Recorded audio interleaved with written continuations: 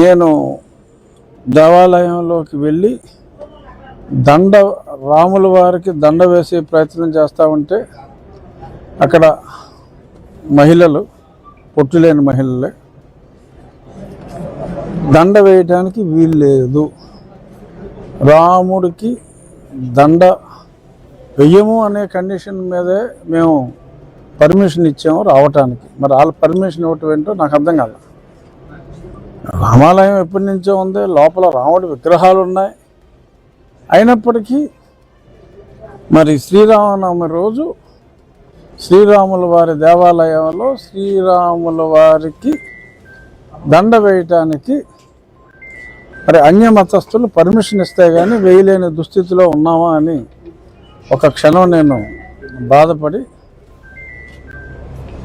నేను రాముల వారికి దండ వేయటం జరిగింది. వాళ్ళు కూడా ప్రారంభించారు.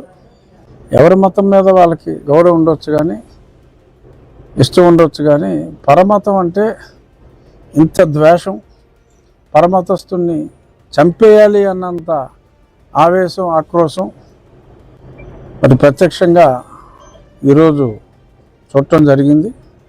ఖచ్చితంగా అక్కడ అన్ని రికార్డ్స్ కూడా స్పష్టంగా ఉన్నాయి.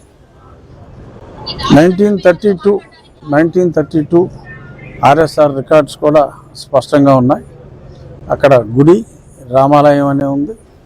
రామాలయం పేరు మీదే గత కొన్ని దశాబ్దాలుగా అక్కడ బిల్లు కూడా పే చేయటం జరుగుతుంది.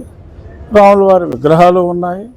అన్ని డాక్యుమెంట్స్లో కూడా రామాలయం అనే చాలా స్పష్టంగా ఉంది. కాబట్టి ఈరోజు తీసుకున్నాం ఖచ్చితంగా నిర్ణయం, కమ్ వాట్ మే,